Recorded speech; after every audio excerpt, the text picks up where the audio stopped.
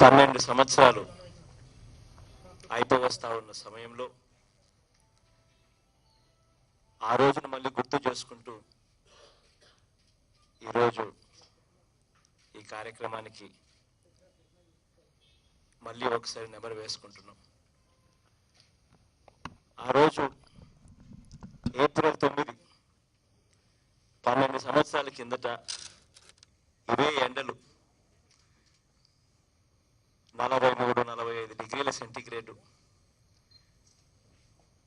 ఆ ఎండాకాలంలో 1475 కిలోమీటర్లు 11 జిల్లాల మీదుగా 1475 కిలోమీటర్లు జూన్ 15, 16 తారీఖు వరకు జరిగినట్టుంది. అంటే ఎండాకాలం మొత్తం మండుతున్న ఎండలో మనుషులు చనిపోతారు అన్న భయం వేస్తా ఉన్న ఆ ఎండలో పాదయాత్ర కొనసాగింది. ఆ పాదయాత్రను చూసినప్పుడు రాజమండ్రిలో నాన్నకప్పుడు ఆరోగ్యం బాగోలేనప్పుడు నేను కూడా వెళ్ళా. వారం రోజుల పాటు సన్ స్ట్రోక్ వచ్చి ఆరోగ్యం కూడా క్షీణించిన పరిస్థితి. ఆ మండుతున్న ఎండలో పాదయాత్ర చేయడం అన్నది నిజంగా ఆ రోజుల్లో చంద్రబాబు గారి సర్కార్ యూజర్ ఛార్జీల దగ్గర నుంచి, ఆర్టీసీ ఛార్జీల దగ్గర నుంచి, కరెంటు ఛార్జీల వరకు కూడా ఏది వదిలిపెట్టుకోకుండా ఎడాపెడా బాదుతా ఉన్న పరిస్థితులు.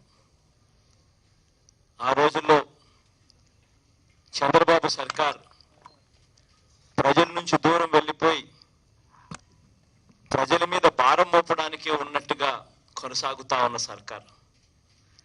రైతులు ఆత్మహత్యలు చేసుకుంటా ఉన్నా పట్టించుకోని పరిస్థితి.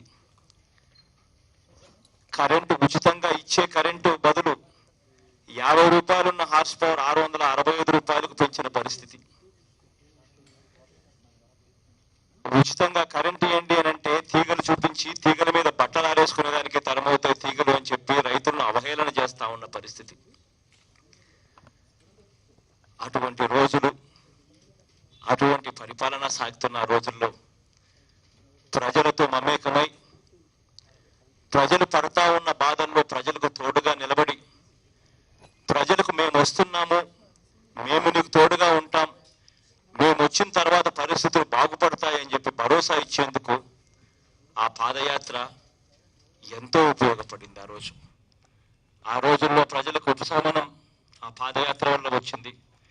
ఆ పాదయాత్ర తర్వాత నిజంగానే ఆ దివంగత నేత ప్రీతమ నాయకుడు రాజశేఖర రెడ్డి గారు ముఖ్యమంత్రి అయిపోయిన తర్వాత రాష్ట్రంలో కాదు బహుశా దేశంలో కూడా ఎవరూ కూడా చూడనటువంటి పరిపాలన ఆయన ఇవ్వగలిగాడు. చంద్రబాబు నాయుడు గారి సర్కారులో సంవత్సరానికి 2 లక్షల ఇళ్లు కట్టడమే గగనంగా తయారైతే ఆ దివంగత నేత ప్రీతమ నాయకుడు రాజశేఖర రెడ్డి గారు వచ్చిన తర్వాత ప్రతి సంవత్సరం 10 లక్షల ఇళ్లు కట్టించడానికి శ్రీకారం చుట్టాడు.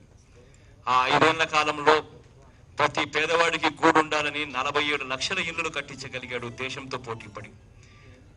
ఆ రోజుల్లో చంద్రబాబు సర్కారులో 17 లక్షల మందికి మాత్రమే పెన్షన్ ఇస్తా ఉన్న పరిస్థితిని మార్పు చేసి ప్రతి పేదవాడికి కూడా పెన్షన్ అందించే విధంగా మార్పు చేసి ప్రతి పేదవాడికి తోడుగా నిలబడేట్టుగా 78 లక్షల మందికి పెన్షన్ ఇచ్చగలిగిన పరిస్థితికి తీసుకొని పోయాడు.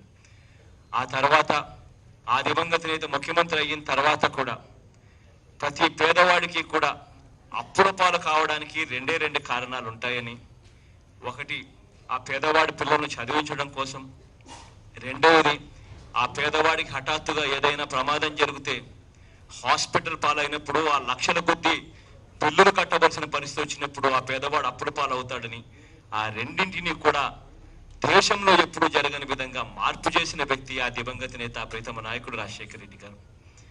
ఎవరు ఊహించిన విధంగా ఆరోగ్యశ్రీ పథకాన్ని తీసుకొచ్చారు. ఎవరు ఊహించిన విధంగా ప్రతి పేదవాడిని చదువులు చదివించే బాధ్యత తన ప్రభుత్వమే తన ముఖ్యమంత్రిగా ఉన్నప్పుడే ఫీజు రీయింబర్స్మెంట్ పథకానికి శ్రీకారం చుట్టి ఎవరు చేయని విధంగా కార్యక్రమాలు చేశాడు. అందుకే ఆ దివంగత నేత మన గుండెల్లో ఇవాళటికి చిరస్మరణీయంగా నిలబడిపోయాడు. మనకు స్ఫూర్తిగా కూడా నిలిచాడు. మళ్ళీ ఆ దివంగత నేత ప్రీతమ నాయకుడు రాజశేఖర రెడ్డి గారి పరిపాలన కొరకు మళ్ళీ ఇవాళ ప్రజలు ఎదురు చూస్తూ ఉన్నారు. ఆ పరిపాలన ఇచ్చే దిశగా మనందరం కూడా అడుగు వేసి ఆ దిశగా అడుగులు వేస్తాం.